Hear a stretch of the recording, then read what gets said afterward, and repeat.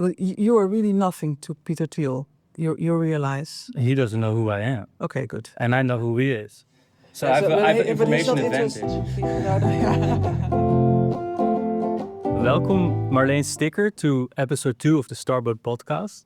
I'm very happy to have you here. I want to introduce you as the founder of the Waag. And you're an internet pioneer. You started something called the Digital Town, if I translate it freely. Digital City. Digital City. And you're an author. You wrote this book. I've been reading in it the last couple of days. The internet is broken, but we can fix it. I want to use this book as a guidance to our interview today. You wrote 3 parts. What were those parts? Yeah, it's 5 years old now. So I'm working on an update for especially the last part. It's in 3 parts. The first part is about where does it come from? Many people think, well, they think the internet is a commercial big tech environment. So I wanted to go back in the days that I started with the internet and even before the 80s, the 90s, and to show that there's also social movements. So social movements used computer networks to do good for the world, and scientists, of course. So it was more common. So I describe all kind of activities and what happened in the early times. Yeah, that's part 1, right? It's like you called it an alternative history of the internet. Yes, because the story of the internet mostly is it's a military ARPANET. Then it was commercialized, and then somewhere in 2000 became the Web 2.0, user-generated content. And I reversed that story, so it started as user-generated content. Yeah, it has always been shaped and created by hackers, scientists, artists, designers, social movements. They have been part of the history of the making of the internet. And that story has not been told so much. So that's what I wanted to do in the first part. And then the second part, I also want to write it and to show it, because then people can have another imagination of what the internet can be. Because if you think it started as a military and commercial big tech environment, then it's very difficult to imagine that it can be different. But if we can go back to some of the roots, the origins of the internet, and it's still there, you can build upon those kind of fundaments of the past and build the better internet that a lot of people are working on at the moment. And the second part is to describe what's wrong. Yeah. And well, I think when I wrote it 5 years ago, we have been telling this story, of course, in the last 30 years. So I've started in the early 90s with, many activities, but also the Digital City as one of the, I think, first virtual communities online. There's a lot of creativity and all kind of new innovations for people, user-generated content and so on. So we pointed out, of course, over the 30 years what went wrong, and that not many people listened. So I wrote it in this the second part. I sort of extensively wrote about what is going wrong or is already wrong. But I think everybody knows now. So that's maybe we can skip that part, because I think the basics people know. But we can go into that, of course. Yeah, I think I would like to keep indeed that part a bit more brief, because the part that comes after it, like it's important to understand why the things that are wrong. And I'm curious if we also align on it. I think we do, from the media that I've seen you appear more and more in these days, because we talked about it just while walking here, that the things that you've been talking about for 30 years now, they're becoming more mainstream. Like there's more attention to it. But is it gonna make a change? I hope so. Well, it depends how fundamental people are examining the problems. So that's the second part of the book, to really go a bit deeper. What went wrong and why it went wrong. Yeah. I think we need to have a real discussion about it, because many people, the fixing part, the third part, we should really put it on another fundament, as I already said. We cannot continue working in this idea with venture capital, and we're going to make it as a. Anyway, we can go into some of that later. So the third part is how to fix it.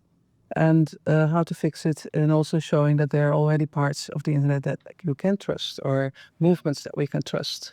And that part, of course, since that moment, because I had to convince myself, of course, writing the book, that it was still possible.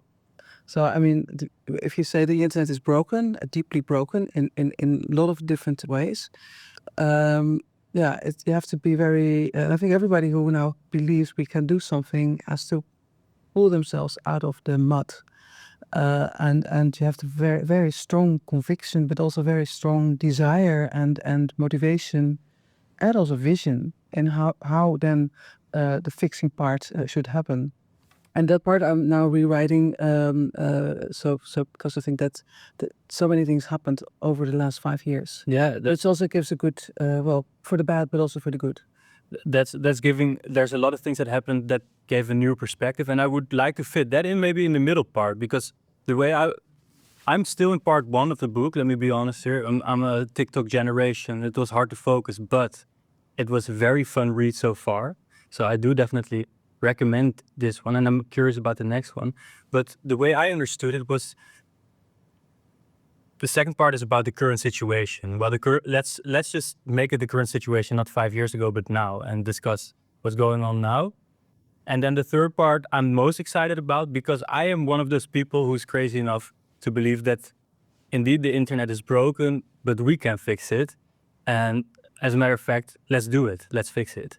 But I have questions, I have doubts and fears about how people are going to take my innovations maybe and manipulate them into something that's, again, more of the same.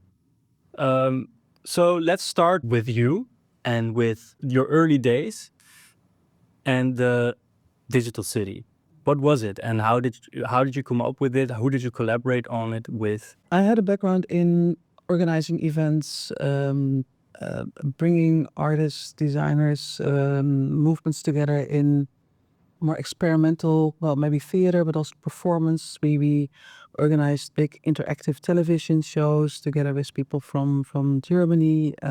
So I was part of, you could call it the tactical media movement in the Netherlands, and worldwide. And now we're talking early 90s? Or? Yeah, 80s, 90s. Yeah, so I'm going really back, way back. And the tactical media movement is a movement where you take the technologies, the camcorder in that time, the personal computer in the 80s, and to take it in your own hands. So the democratization of technology, and saying, well, we're not waiting till the mass media is coming to make a documentary about us. We will make the documentary ourselves. So it's sort of talking back to the media. So this movement has been there since the 80s. Many people were involved in that. And of course, with personal computers and bulletin board systems, PBS, the early computer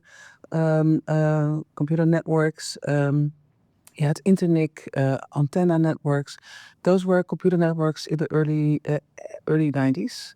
And I started to use one of those because we wanted to communicate with people in former Yugoslavia. There was a war going on in Yugoslavia, and that was the only way to connect with people, because fax and telephone didn't work anymore. Well, this was a early form of email did work, and there were news groups and so on. So this was my reason to use the internet. Is for a very purpose-driven reason. Yeah, you needed to communicate with this war area, and this was the only way. There's people in Yugoslavia that also had access to a computer and a telephone line. But this tactical media, it does remind me, or it does seem like foreshadowing YouTube and TikTok, because now the influencer is the media creator.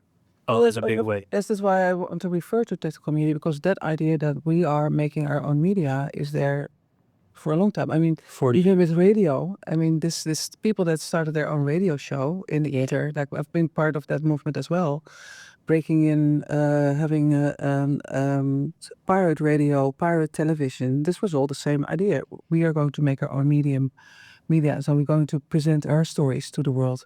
But what was interesting is that in the early 90s, the computer networks and then the protocol, I think that to me that was a revelation. So I started to use the internet, and I wanted to know more. And that's my I think wiring of myself. I always want to know how something works. So I want to understand the deeper workings of a system.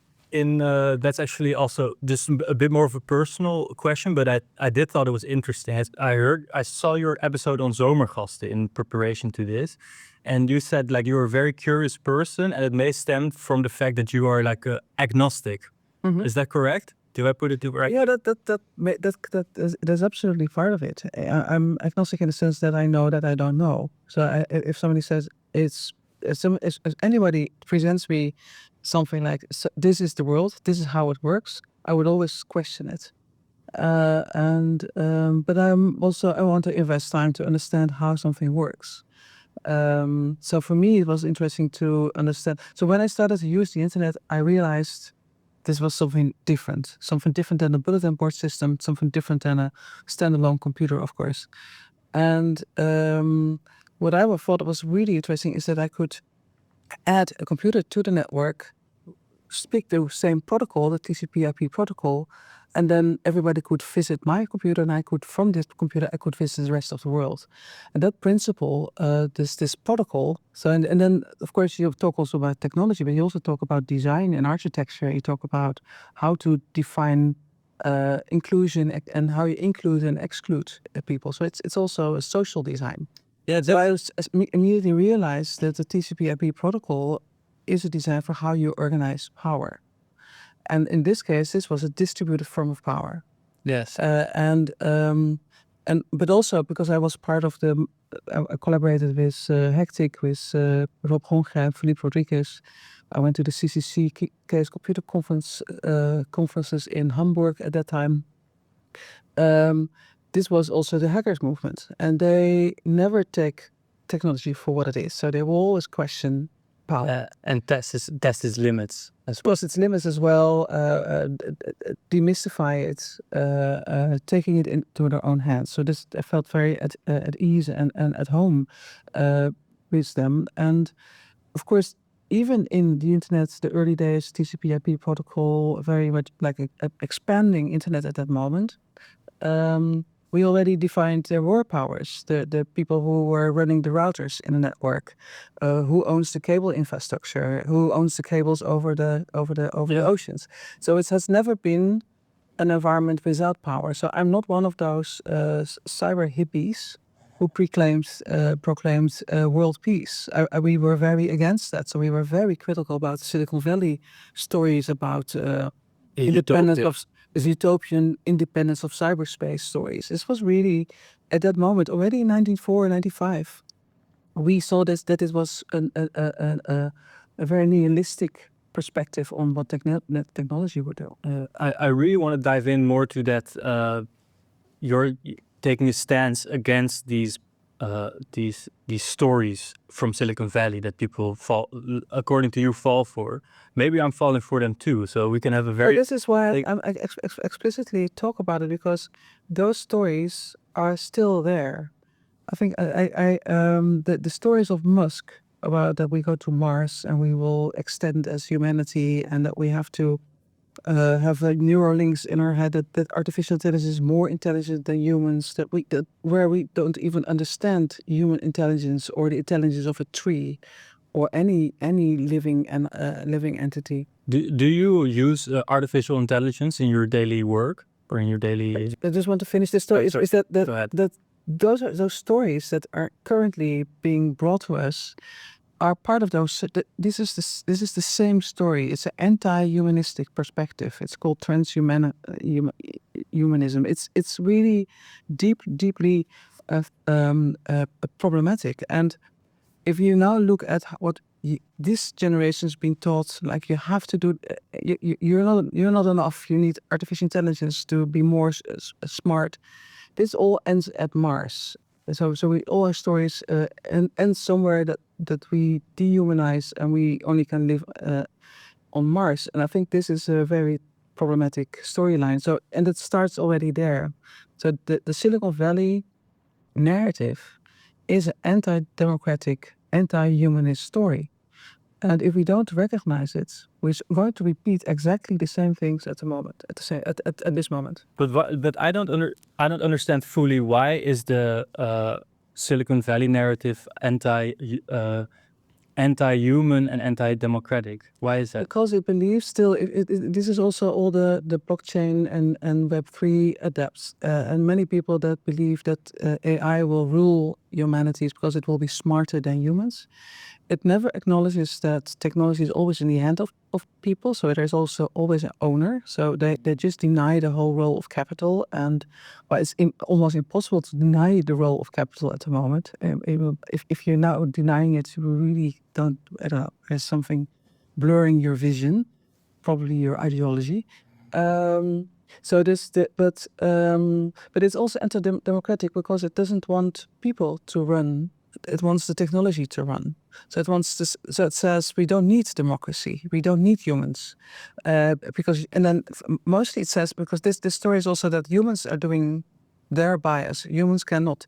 We're not able to have a good society. People can't trust each other. So it really starts with a distrust in other people. And therefore we need technology to rule people out. So then the algorithm can make decisions. So in the early days, it also was Ross Perot, who was also running for president at that time. And Al Gore was also running with he was coming with this metaphor of the electronic highway.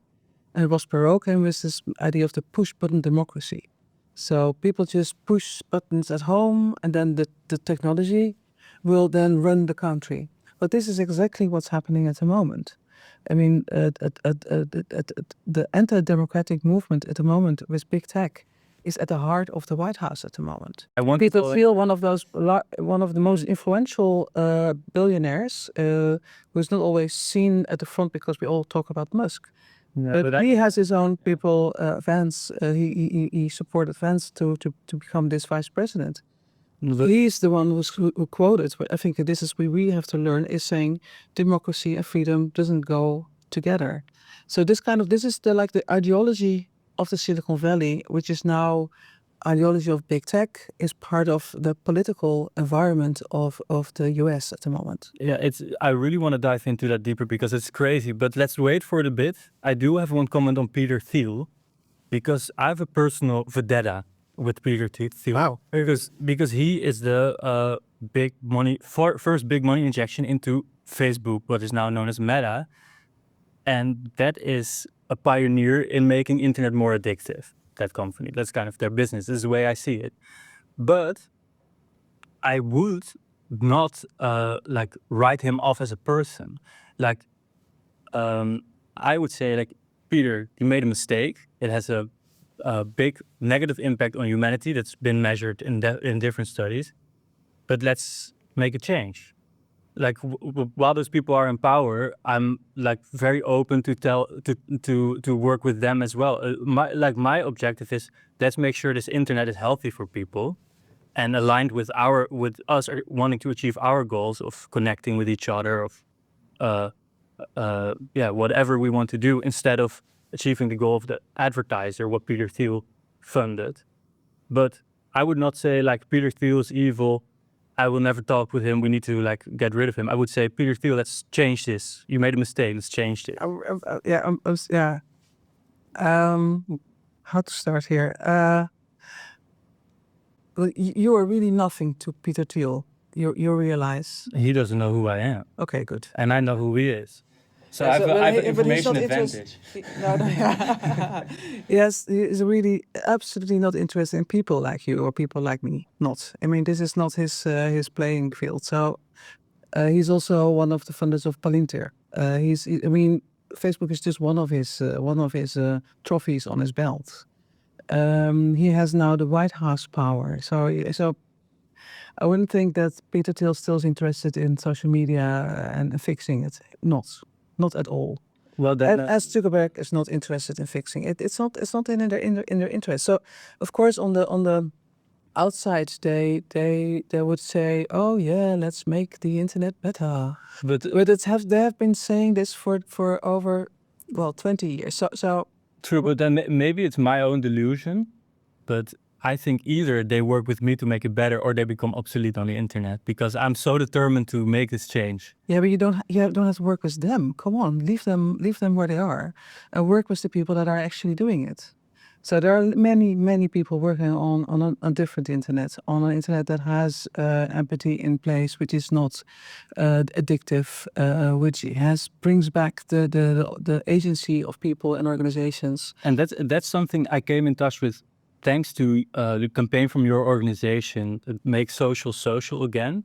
And also earlier from you talking about the Fediverse. Can you maybe explain to viewers what is the Fediverse? Yeah, well, the original principles of the internet is distributed. So any organization that wants, or a computer wants to add to the network, you talk the same protocol, the same language, and then data can come to you, and you can sort of can have access to the others. This is like the principle. There are many other rules in the infrastructure, of course, and of course owning the cables and the infrastructure, the satellites. They all have influence on if information can freely move on the internet. A lot of time, the term that has been used was net neutrality for a long time. What happened over the years is that if we talk about applications, so if you think about the internet as a stack, as a technology stack, so we have applications, we have operating systems and browsers, we have hardware, we have infrastructural cables, Wi-Fi, satellites, we have data, and we have firmware. So we have a lot of different layers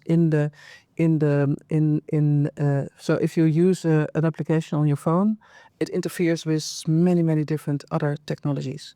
So if you want to fix the internet, we have to look at all these layers, not just the application. Yeah, I do believe that too. Because if you think about an application like social media, it's not just the application itself that monitors and uses your data. It is also the operating system like Android or Apple OS. So yes, so there are many issues there. What you can see is that over the years, these applications have become centralized, so not distributed. So instead of following this idea of a distributed application layer, it is all centralized. So one party defines what your time, your news feed, what are the rules. That's really something that makes it more vulnerable and also gives too much power to. Yes. Yeah. So the Fediverse, the federative internet, brings back the notion of distributed responsibility as well, and saying, okay, we can make applications that are federated, which are distributed. So instead of having one person defining, we have, well, anybody who wants to join. So for example, an alternative for X, Twitter, is Mastodon.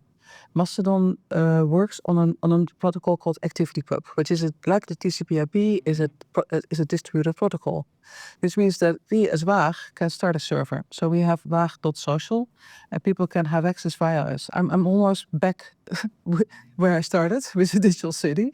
We now have we have like a few hundred users using the Mastodon environment, the whole world environment, via our server.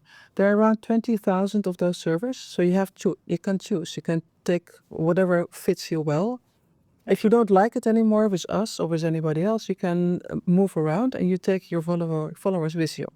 So you're not locked in. So this means that you have a network, a social media, more network than a platform. I think it touches on something that I'm very enthusiastic about, which is something I heard you also talk about before, like open protocols. Because I hear a lot of people, they say, I don't like using WhatsApp anymore, so I download Signal, but nobody has Signal. So I cannot, or I download some other app, but nobody has that other app. And open protocols would make sure that no matter what app you are on, we can still message each other. Yeah, this is and one of the core principles is interoperability, and it means also open standards and that you're not locked in. There is a law now. I mean, all what we're talking about now needs to have people that are implementing it and using it and creating great stuff with it, of course, because we need really good design and great stuff and great content. We also need laws. So from Europe, we have the interoperability law, which also helps us to say that you're not allowed to lock in people, so that people can move around and also using their content or their followers in another place. But then they have also a law that you can delete your own data, but then a platform like X, Twitter, makes it extremely unintuitive to do that. So what my idea is for an internet is like, okay, that's a good idea, right? You need to have ownership of your own data, but not in a small little button at the end of your menu. That should be like a core functionality, because then with that data you can steer your algorithms. This is really, I'm kind of drifting. I'm sorry. Oh no, you're absolutely. I mean, that what you're just describing is the whole movement around own your own data. So you have they have many solutions for that as well. I mean, it's technically it's not so difficult. I mean, I think everything we need is there. is there. And basically, even if we say now, because we have this Make Social Again movement, I'm talking to many people, and a lot of people feel that they want to move, they want to change, which is really different from the past. And I think, well, the Nazi salute of Musk was sort of like the last step, maybe, and what Zuckerberg. But do you know why he did it though? Because he can. I don't want to be a conspiracy nut, but I think I know the exact reason why he did it. Okay, tell me. And just we agree. I saw you on the Bali, so we agree it was intentional because he did it twice. The first time could have been an accident, but he did it twice. Well, not with if you look how the hands was. Yeah, so it was. But the reason why he did it, and I saw it from the gaming community, is he is faking his gaming skills. Yeah, I know. And there was a scandal coming out in the gaming community because, like, it's obvious, I think, why he does it. It's again a power play. You need the best developers. Developers love often to game, so you need to earn their respect. And how he did that is he hired people to game for him, so he was on the leaderboards. And that came out. Well, he needed a distraction. He didn't want that on the front page, so he did this instead. Well, it is absolutely signaling to your base, and this base is fascism, and he shows us that that is his base. So he's not even. I mean, he's just very clear about it. So it's and partly of course I think I have noticed his the whole problem that he was faking his game qualities. It's really problem. Well, anyway, let's not. But in a way, it's more getting too much. Yeah. No, he's talked about it. Yeah. But I think what you if you say that if your intention is to work and to collaborate on an internet, that is possible. It's already there. It's not even far away. But that's like and I say this with the most respect because I think we share the ideals, but I do disagree on. I'm a designer in becoming, and I joined the Make Social Again movement, and I want to upload this, for example, on PeerTube, right? But it just works less intuitive than YouTube. Yeah, but this is why you are needed. Yeah, so we need the best designers on this side of the internet. So I totally agree with you. So we totally. I agree. Well, my problem at the moment is that this whole movement to develop an alternative internet or an internet that's more in line with democracy and with societal agency and all that. I mean, you can write down these kind of principles that you want to have in place for a better internet. It's all there, but mostly it's been designed by computer developers, which means that we need people like you and designers to make it really intuitive, to make it better in the sense of user experience. Yeah, and sometimes it works. So sometimes people have this kind of collaboration. They find, and then it really you have. It takes off. It's with Blender, sometimes, right? Yeah, sometimes people are just too far apart. So we need also education that brings that together. So that's why we started at the HVA. We started we have a minor. We're going to fix the internet, which brings together students from both also from law, from economics, because you have to think about what kind of financial system is then a sustainable business model do we have for something which is publicly owned and not privately owned. So you need really good designers who understand psychology and user experience and so on. And we need real good coders which understand and have also an understanding that code is not neutral, that they understand that by coding and using data and creating algorithms, they are part of that is a social construct that they're also building, so that they can reflect on their own work instead of just... Yeah, it's very important. Yeah.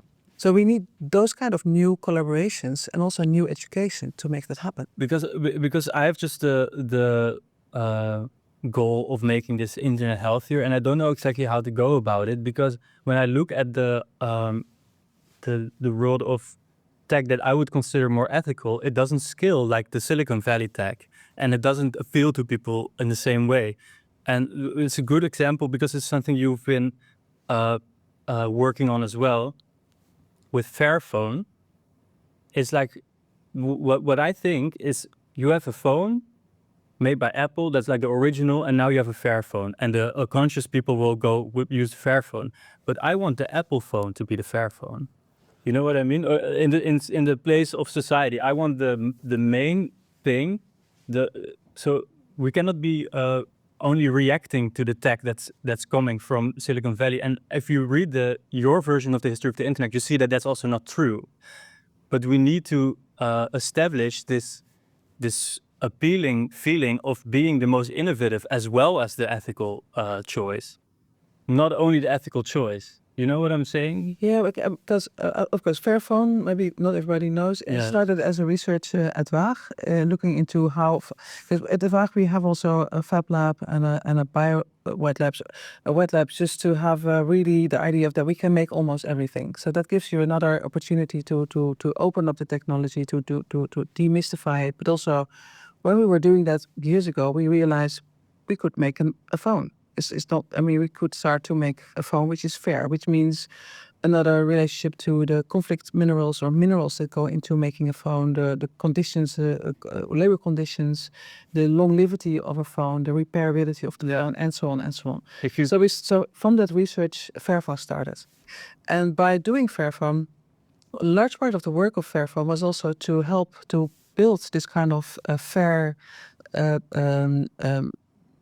of minerals, not just for Fairphone itself, but also for others. So people from Fairphone, it is a spin-off from the Waag, so it's now independent company. People are part of all the international meetups to make all technology fair. So it's not that they just make their own product; they're also involved in making policy writing over the whole world. So of course, the mission is not just to stop by having the Fairphone, but by having the Fairphone, it shows it's possible. And the Fairphone itself also always tells it's not 100% fair. It's never telling, it's not misleading people, saying this is on a trajectory to be fair. But as long as we don't have laws in place for big players like the people around Android and iPhones, of course, Fairphone cannot change the whole world. But but from our point of view, from the Waag, we are very, very much involved in policy making and advising policymakers and lawmakers. We cannot just say we will make an alternative and then everybody will follow. Yeah. Because I mean the power position is enormous, really enormous. So, but you also cannot make a difference by playing by those rules. So the whole story about Europe at the moment, and also this look like we are in a war with China on AI and with the Silicon Valley. The only way we can fight that war is defining another space. So not saying, so if we say we will have laws in place for using AI, because they have, and we have an AI Act, but we can be more extensive. Only then. And if we consider it as a commons, so that data and algorithms are a common infrastructure, publicly owned, not privately owned, only by changing those rules, we will have an economy where people can access, where companies can access the playground. If you play it like China or the Silicon Valley, the European companies will have no place there, because they don't have the amount of money that that is involved to be an actor there. So that's where only by changing the rules you will have a free market. There is no free market at the moment. I think it seems to be true, because you have I think I agree with you here, but I'm trying to wrap my head around everything you said, because it was a lot.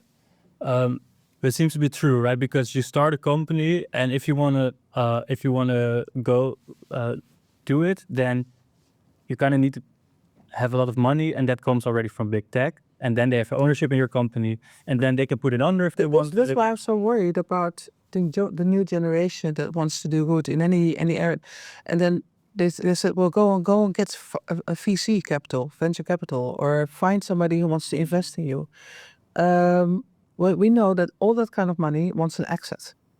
And an exit means that somebody else is going to take over your the money that and you want to have an extra on top of it. Yeah. And then if you think about it, we want to have startups, and then they will grow into grown-ups, and they will be what they're called are unicorns. Then they're so big, but still that kind of capital wants an exit. So where do you exit to? Amazon, your SoftBank. Yes. So or the open market, but then they can also be. Yeah, and we know that every entrepreneur. I have been. I know. I've been there. I've talked with many investors. I've dealt with them. The moment that you're not following their what they want from your output, they will take control. So many of our really talented young people are under control of VC and other people that know better. So there's nothing. And in the end, it's not happening. All right. In that direction. But here's time for me to explain to you how I see how we can crack it. Yes. But I think you're going to disagree because I feel like scaling is extremely important because I suffered from the way technology is right now. I'm not saying that scaling is not important. I would say spread, not scale. I have another. Sorry, I'll wait for you. I'm very curious about your take on it because I think we're gonna have a bit of a disagreement, and I will let you finish about the response. I'm listening. So I think scaling is extremely important. So you need a lot of capital, and I'm not entirely convinced that VC will have to be like the evil guy.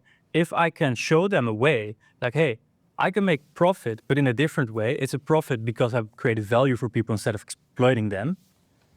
And I can like legally put that into the company so your shares are bound to it. I want to call it the Starboat Oath. You say like, I solemnly swear that I'm making a tech product for people to help them achieve their goals and will never distract them with ads, will not sell their personal data, will always work to have intuitive interfaces for them to manipulate their own data so they can have their own algorithms. And if you break that oath, your shares nullify. So you can put in, because you would have a competitive advantage. Imagine if you have the best designers, you have the most capital, and all of a sudden you made a new Google, but it's not a search machine, it's a find machine. Because Google makes you search through all the ads, but this one is thinking for you.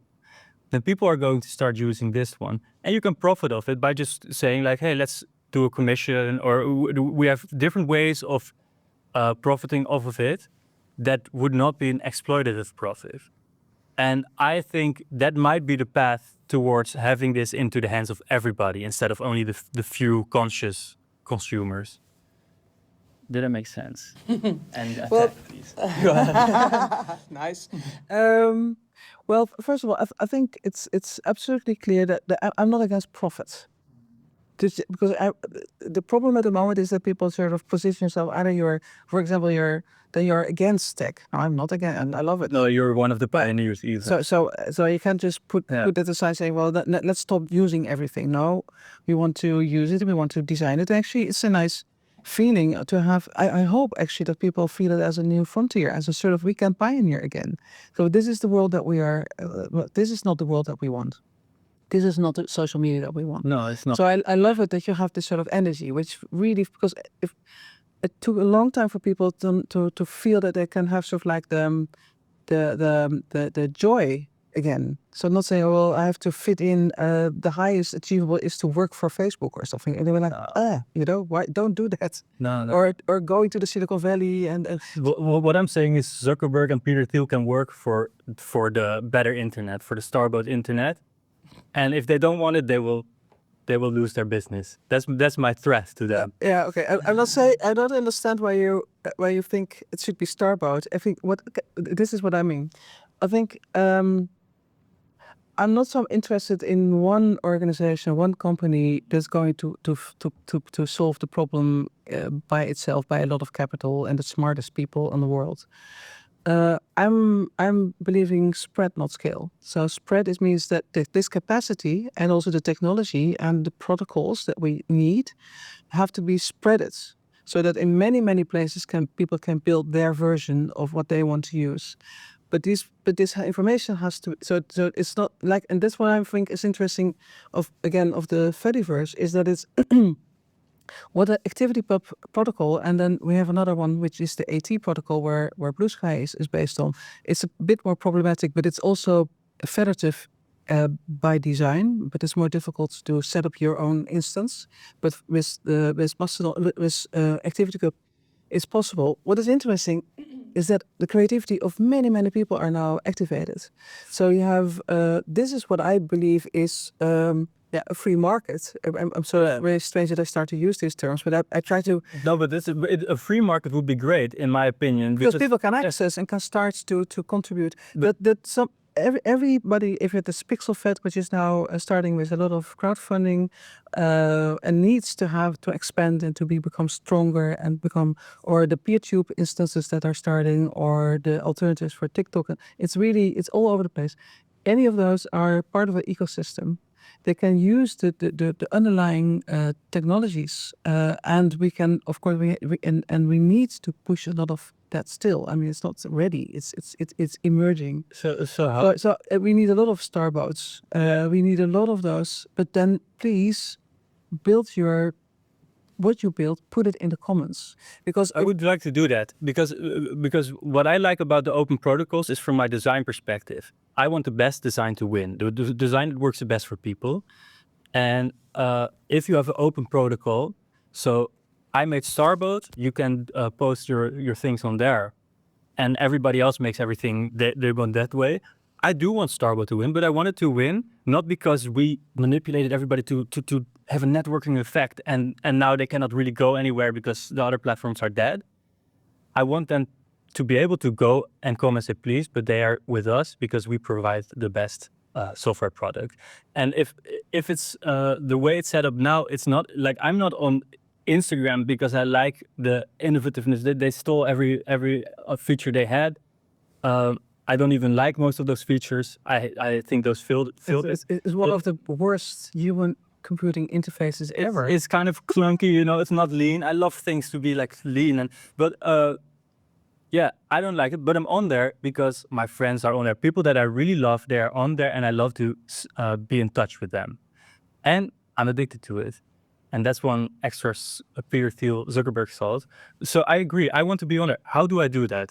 I want to. Well, I think what I like about what you're saying is, and I think we need that type of competition as well, and because it's a lot about sharing and competition at the same time. I like a part where you say, I want to have the best design, I want to have the best user experience, because that is challenging, and it's also nice to challenge other people. So I love that. Most people are not. I think it's really interesting because what I try to say again and again is saying, yeah, we know we need coders. Yes, we need people with a IT background, but we need design. We need people that understand how to interface, how to work with these systems, and also how to translate what society wants or what people want into the system. So not just start with, well, this is AI. Now we're going to look for health.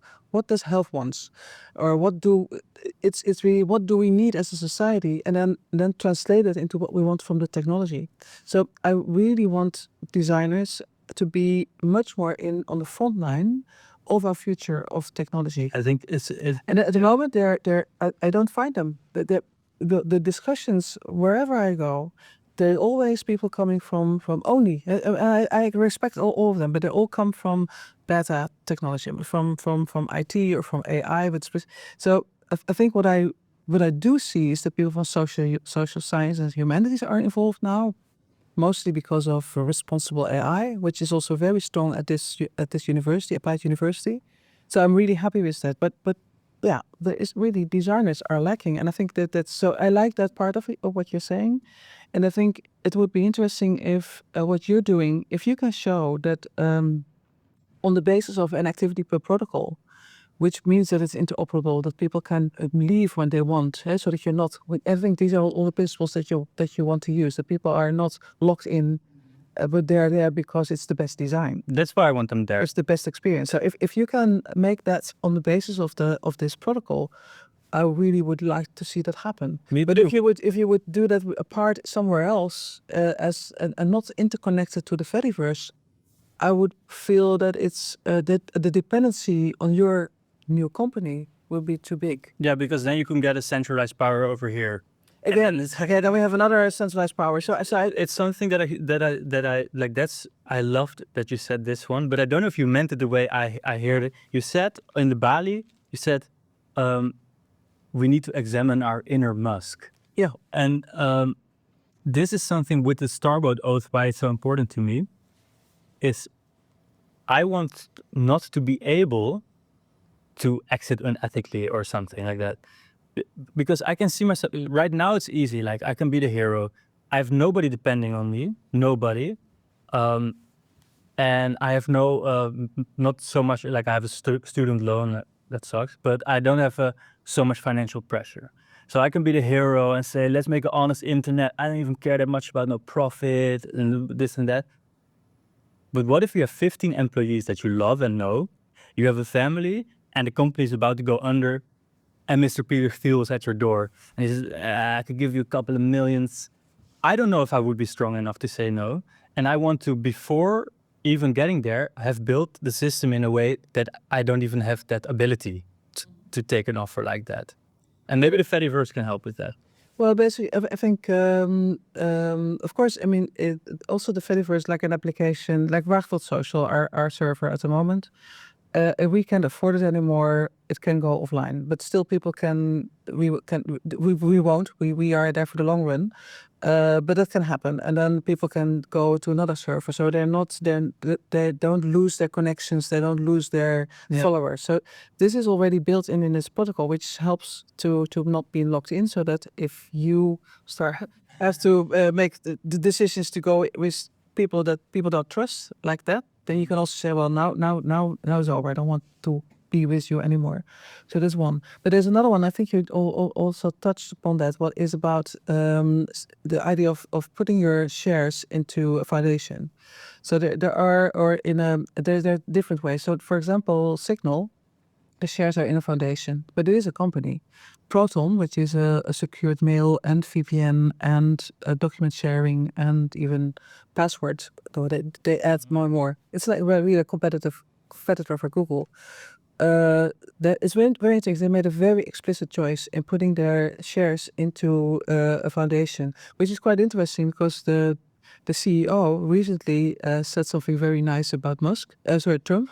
And everyone's like, "What happened here?" But the shares are locked in the foundation, So they don't have to worry. so you don't have to worry. It's not for sale. The same with so I think, and another term which is being more and more used when people want to find capital, but they don't want to have the capital influence on the management, is steward ownership, which is also a model. So there are more and more models. And they also come from the past. I mean, this idea of having shares in the dead hand, the dode hand, as he said.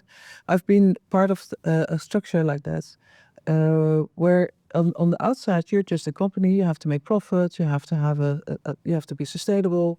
You can pay really well. There's no problem in that. You don't have to be. I don't say that having a normal business is strange. I mean, that's okay. I mean, you have a service which should be paid for. Yeah, if you provide value, you can Provide value. Yeah. There's no problem with that. The only problem is that shareholders should not have the benefits or have the steering capacity, and a company should not being able to be sold to other parties. So therefore, that model really works well.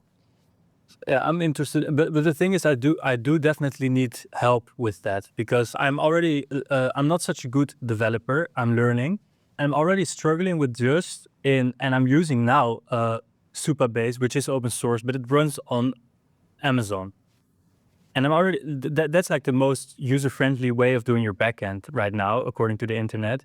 I'm already struggling with it. It's not as complicated as people may want you to believe. I believed for a long time I could not build an app, but that was a mental block, because if you dive into it, it's not that complicated. But it's for one person to do the marketing, to be here with you on the podcast, build an app, to do everything. It's a lot. So you're like a one person band, which is sort of like making music and taps and then playing the guitar and also doing the singing or the Yeah. Yeah, no, absolutely. And I think, well, this is the time actually also when you're studying to find your friends.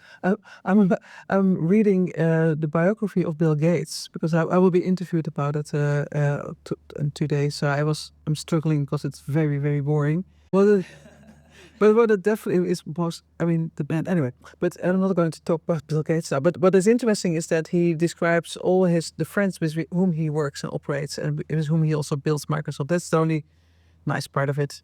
Anyway, but yeah, this is the moment to find the people, and I hope still. This is also why I think it's very important to have this interdisciplinary approach also to education, is that you need people which have. So first of all, you need people to have the same conviction or the same sort of aspiration or inspiration. But then it will be really nice that, and of course, it's very important that you, as a designer, understand code. I think it's really good that you make that step and beyond what you think mentally that you could cope with.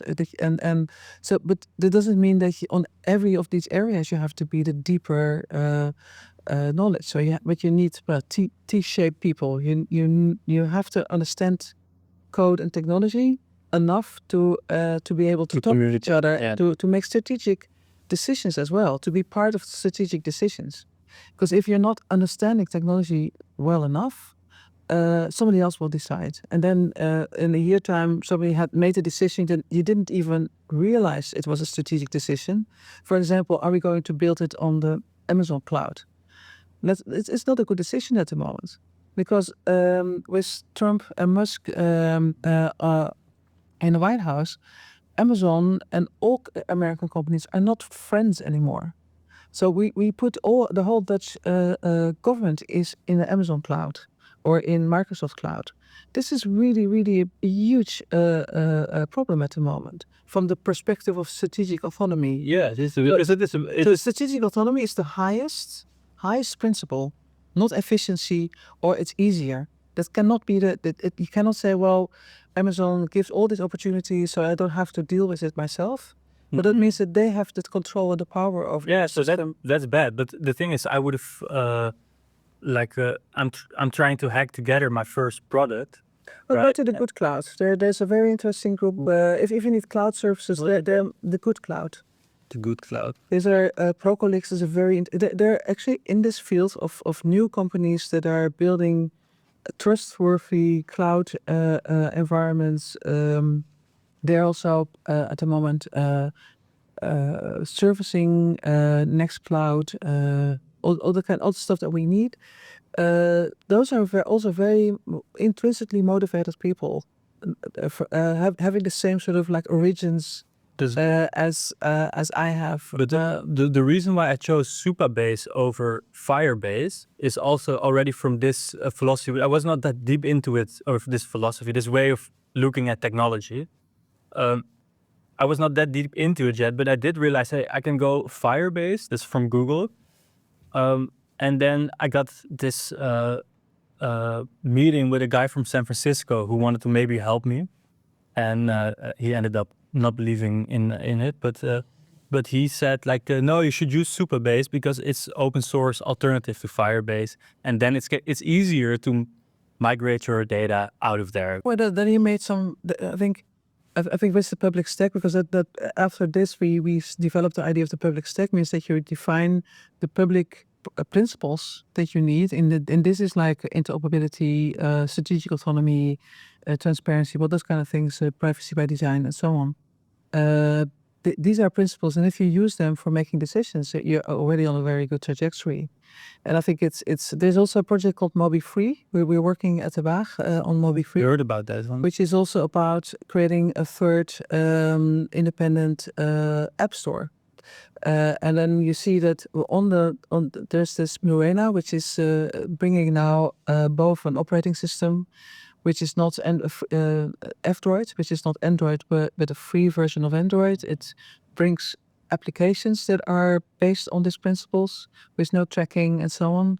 And it also builds in a shield to other apps, the old-fashioned apps that are doing tracking and so on.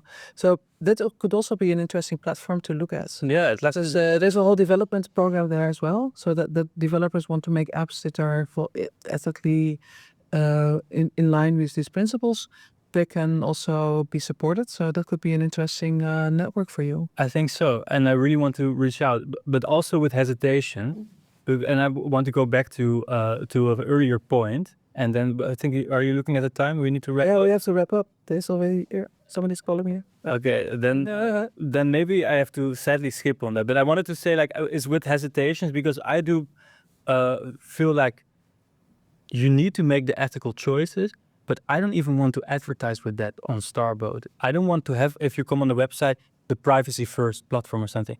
I just want it to be the best platform, and I want everybody working on it, every shareholder to know, hey, we are not making money here of selling user data. And I want every user to know how they can use their personal data to manipulate their own algorithms. So that's going to be their steering wheel, their personal data. It's theirs, not ours. Yeah, but please look also into all the projects that are already working on that field, because there are many, Yes, especially Tim Berners-Lee with his pods, the solids. There's so many. I mean, we're working at Waag also with this having people ownership of their own data. So there are many already solutions for it. So you don't have to do it on your own. You can sort of see what you can use. And I do believe that, as with ecological biological foods, sometimes people don't advertise with it anymore, but still you have to clarify. And I realize it now more and more. People start to become so nervous, and yeah, because even Zuckerberg is advertising with being ethical. But so people want to have the proof of it. Yeah. And the proof is that you are transparent about ownership, about who is investing in it, what is done by shares, what is the governance and the financial structure underneath your platform has to be transparent. And please, I think that's important, that you can explain it and don't hide it. Yes, I do agree with that. But what I want is, I want people to feel it. You will have this algorithm is not holding you anymore; it's helping you, and that's how I want people to be convinced of it. Not by me telling it, but by them to experience it. I think. Sorry, I just want to say. I mean, it's great that you're coming from a design perspective, having this enormous fire in you, and I think it would be really good to find the right people for you. And there's a very interesting program, Next Generation Internet, NLNet. They're also there. So I think there's a whole community of people that you could collaborate with and find ways to make it happen. Yes, I would love to reach out, and I would love to stay in touch with your organization. Of course, love to And help you to find your people. then I want to wrap it up by saying, we talked about laws surrounding it. I have two opposing, I don't know the name from the top of my head. I have two opposing views that I've been following. One is Kim van Spouwtak. You probably know her. I would love to talk to Kim van Spouwtak on the next podcast about her ideas with laws surrounding technology on European level. And Adriaan Mol, he's a big tech founder of a Dutch one. And he is opposed to any regulations, as far as I understand. And I'm also curious where he's coming from. I would love to learn from both in the next one. And I want to have you, when your new book is out, to talk about that. And I want to thank you very much for this amazing talk. Okay, thank you, and good luck. Thanks. There's no time at all. If you like